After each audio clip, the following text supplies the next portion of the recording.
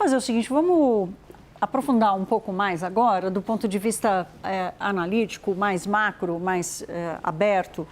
Quais são os impactos? O que a gente pode esperar, no final das contas, dessa dupla de ameaças? Vocês já estão vendo aqui em tela o José Pimenta, que é sócio da consultoria BMJ, envolvido diretamente na discussão e na representação das empresas brasileiras, na defesa do Brasil, na chamada Seção 301, vai e volta para Washington o tempo todo. Nem sei se está lá, José, bem-vindo aqui ao Hora H, mas faz isso há muitos anos e, portanto, conhece bastante. José, você certamente me ouviu com a Lucinda. Eu quero começar te perguntando sobre desvio de comércio. O presidente Lula hoje deu uma declaração dizendo assim, olha, Trump, se você não quiser comprar as coisas nossas aqui, a gente vende para outros. Na realidade, como é que essa troca, como é que essa redistribuição se dá, quanto tempo e quanto custa? Bem-vindo. Obrigado, Thaís. Um prazer estar aqui com você, como sempre, com os nossos telespectadores da CNN. Thaís, acho que é preciso ter cautela quando a gente afirma que você consegue simplesmente redirecionar suas exportações que a priori vão para um player tão consolidado como os Estados Unidos, né, no caso do Brasil, o segundo maior parceiro comercial do Brasil, para outros mercados. Então, acho que isso tem muita cautela. Por quê? De certa forma, sim, você consegue para alguns produtos, sobretudo commodities, agrícolas, entre outros produtos, um certo redirecionamento em volume, mas não em valor. E a balança comercial do ano passado mostrou isso para vários setores. Então, em termos de rentabilidade, os Estados Unidos é um mercado que paga bem, como a gente fala no jargão do comércio internacional, né? É um mercado premium para vários produtos. Mercado onde nós exportamos produtos de meio de cadeia, que vão ser somados e incorporados a um processo produtivo lá e chegar na mesa do consumidor americano, enfim, vão chegar para as famílias norte-americanas. Então, não à toa nós construímos uma corrente de comércio de 80 bilhões de dólares, né, que é profícua para ambos os lados nesses últimos 30, 40, 50 anos. Então, de novo, é preciso ter cautela porque estimativas da própria Câmara Americana de Comércio já dizem que 15 bilhões das exportações brasileiras para os Estados Unidos vão ter impacto. 15 bilhões é uma cifra muito, muito importante, porque se trata de bens de média e alta intensidade tecnológica. O agro, quando a gente olha para o agro, nós sabemos que alguns produtos são produzidos especificamente para o mercado norte-americano. Contas de certificações, de utilização de insumos, processos produtivos. Então, assim, não dá para simplificar, Thaís. Claro, esse ponto que você traz, né, que é uma corrente de comércio, né? O pessoal de máquinas e equipamentos me explicando, olha, eu faço uma peça lá, eu mando uma peça para ele construir o que a indústria dele faz, né? Quer dizer, é um risco, inclusive, para a economia americana. Agora, José, eu quero lhe ouvir sobre um assunto que o Américo Martins trouxe aqui agora há pouco, né? De uma leitura de que tudo que Trump faz, por trás ele quer ver um negócio fechado, né? Os representantes do comércio lá do governo americano já estão sinalizando para quem está dialogando com eles que, olha, venham sim fazer um acordo. Qual é a chance do Brasil conseguir apresentar, por exemplo, minerais raros, big techs e conseguir um acordo com os Estados Unidos que evite essa nova rodada de tarifas?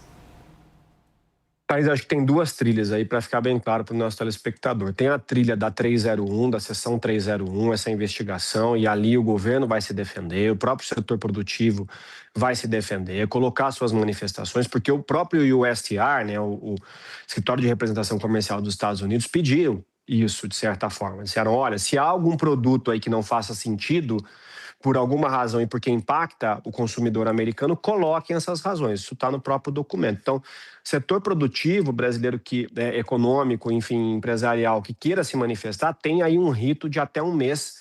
Nós estamos dialogando com vários deles para poder apresentar essa resposta formal e a defesa na audiência pública lá. Então, acho que esse é um ponto dessa negociação macro.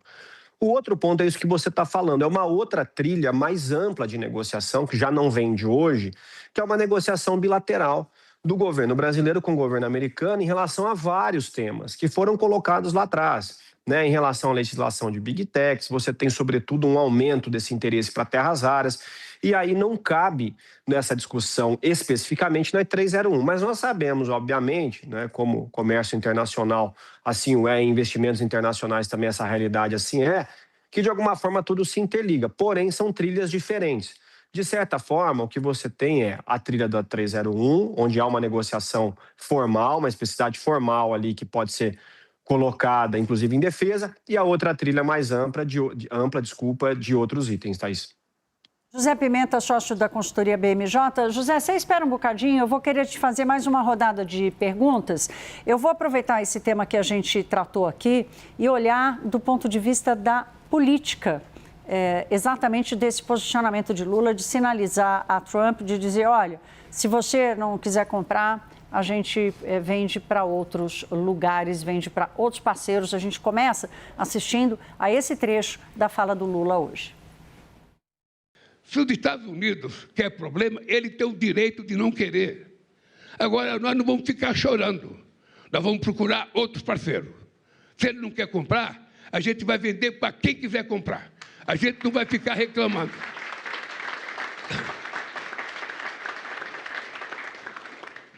Se não quiser investir aqui, nós vamos procurar outro.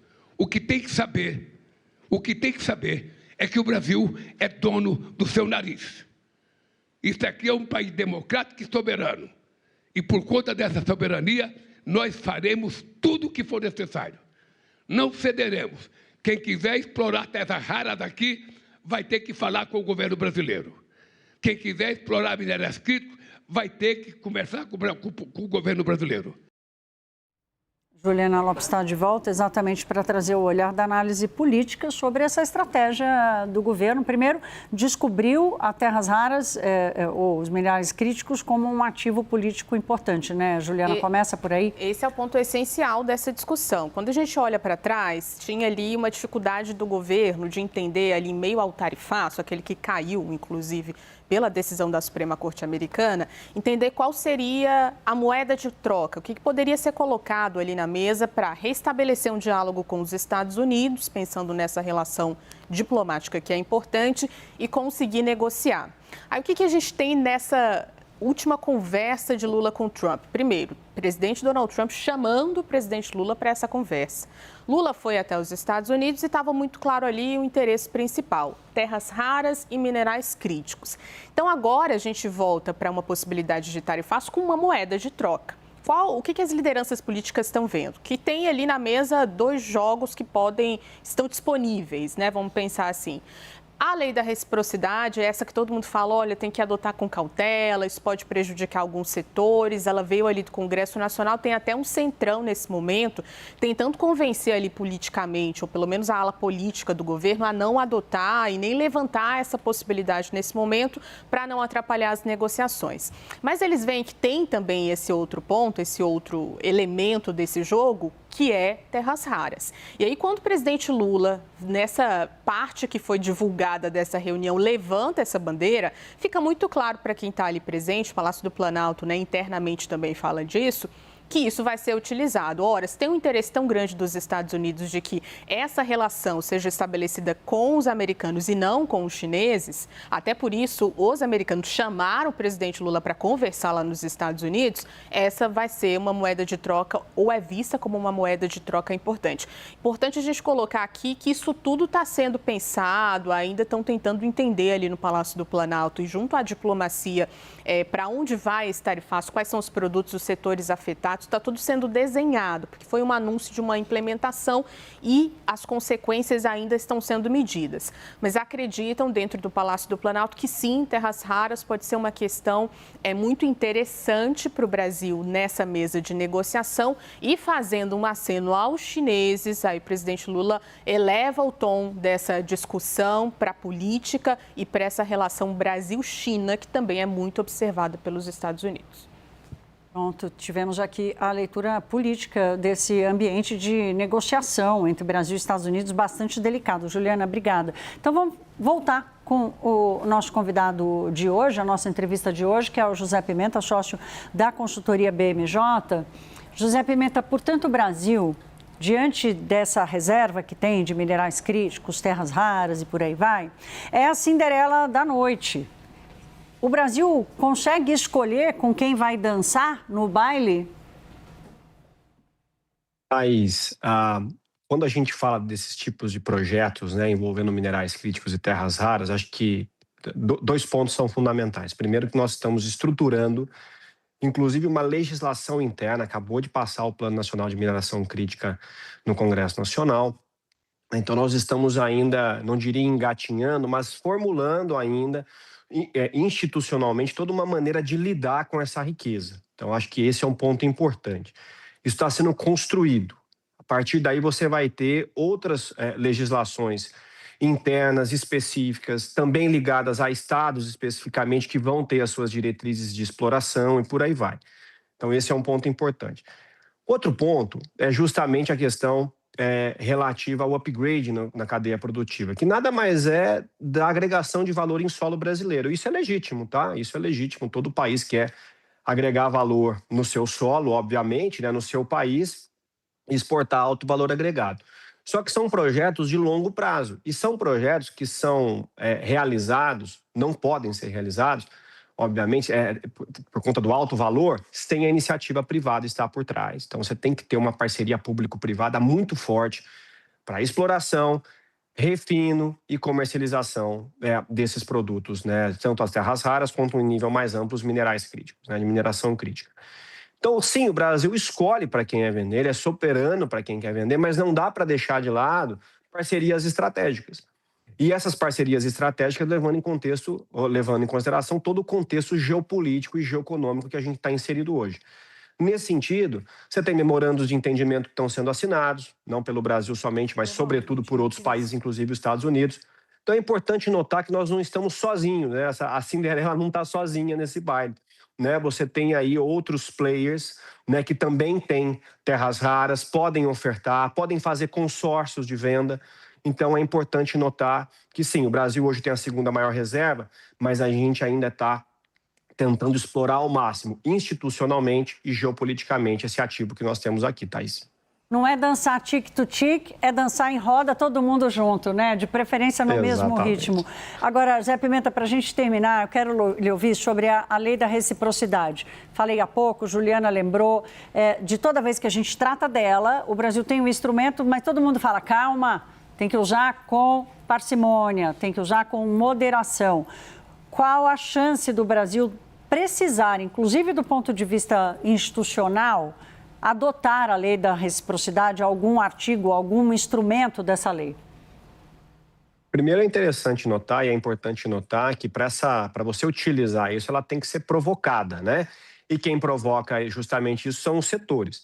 Então, os setores vão fazer uma avaliação e vão provocar, de alguma forma, né, o governo a utilizar a lei da reciprocidade. E aí, obviamente, que você tem um outro universo, né, de comercialização, de produção, transação intrafirma, que a depender de como ela é utilizada, você pode ter mais problemas do que benefício. Mas ela é uma ferramenta, Thaís. Ela é uma ferramenta legítima, foi aprovada pelo Congresso Nacional, está em vigor. E eu acho que há um tempo atrás era até um pouco mais crítico, mas hoje eu vejo que, diante desses últimos 3 anos, 4 anos, o que se transformou o mundo do comércio internacional, onde você tem diversas normas, diversas regras que interferem diretamente, microgerenciam o comércio internacional hoje, é um comércio, querendo ou não, administrado em sua maior parte por diversos players, o Brasil tem uma ferramenta para usar e é um poder de barganha interessante para ser usado. Então, eu acho que hoje, respondendo objetivamente sua pergunta, se antes a gente falava muito paciência, onde a gente está numa fase de, ok, se vamos usar, vai ser contra quem e qual que é a dose desse remédio que a gente vai utilizar. Vamos explorar de uma maneira mais estratégica esse remédio. Então, acho que hoje está muito mais clara essa opção, essa carta na mesa que a gente pode utilizar, Thaís. Claro, acho que a estratégia por trás dessa escolha é que vai ditar o sucesso da execução dela, né? Tem que estar muito claro para o governo, para quem provocar a adoção disso, o que espera, está fazendo com qual objetivo, né? Acho que é aí que mora o medo.